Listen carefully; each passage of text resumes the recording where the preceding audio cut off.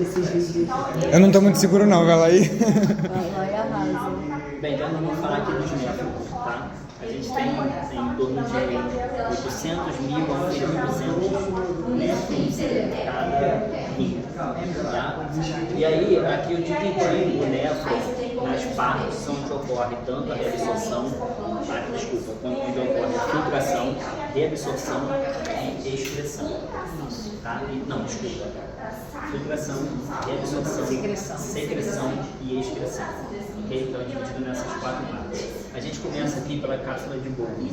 Tá? A cápsula de Bowman é uma bolsa aqui onde os glomérulos estão inseridos dentro dela. Então a gente tem a artéria aferente, que é que traz o sangue para dentro da cápsula de Bowman, ali para o glomérulo, e a gente tem a eferente, que é por onde esse sangue sai. Tá? Todo o sangue que entra no glomérulo, somente 20% é filtrado pela primeira porção, e os 80% demais passam pela eferente e vão para as demais partes do néfron, tá?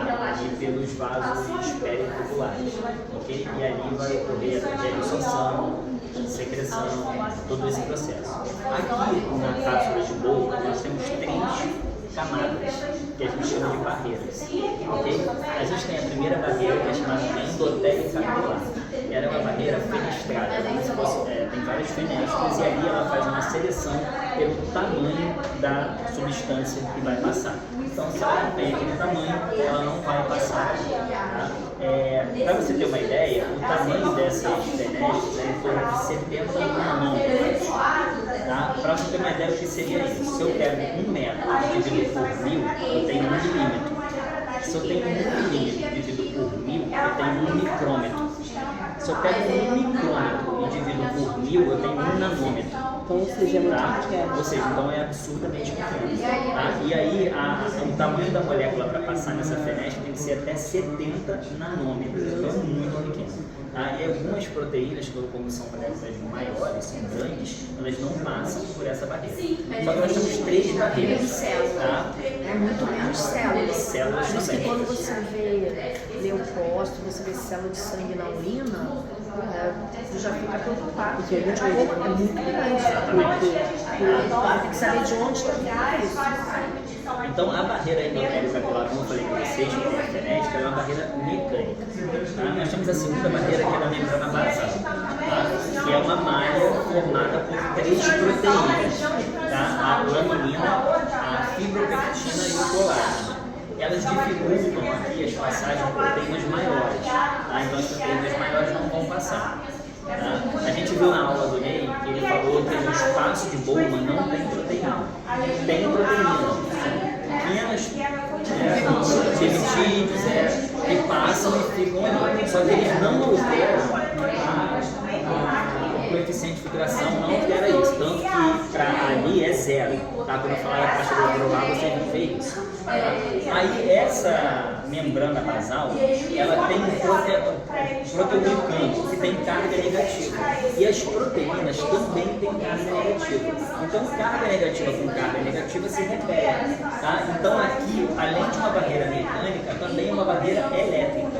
Tá? Porque a proteína que chega ali com carga negativa encontra o proteoglicano que também tem carga negativa e elas se repetem, se afastam dali.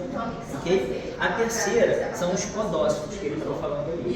Os podócitos, eles têm pedicélulas, que são mais Tipo o astrócito, quando ficava fazendo a barreira então, o podócito tem os pedicélulos e aí se intermeiam com os pedicélulos dos podócitos vizinhos. Então eles vão se entremeando ali, formando uma barreira. Entre esses pedicélulos existe uma membrana, que é um diafragma, que também cria uma barreira de filtragem para não passar proteínas maiores. Ela é seletiva ao tamanho da substância que tem que passar ali. E também tem carga negativa. Então, a membrana basal e os podócitos são barreiras mecânicas e elétricas, tá? Repelindo as substâncias maiores, de preferência proteínas, que têm carga negativa. Okay? Então, essas barreiras são encontradas aqui no glomérulo e fazem essa seletividade do que vai passar por esse estágio, que é o estágio de filtração. Uma vez chegando ao túmulo contorcido proximal, tá? Aqui ocorre também uma filtração parcialmente seletiva. Tá? Então, o que passa por aqui, tá? Quando chegar aqui na alça de Henle, vai começar o processo de reabsorção.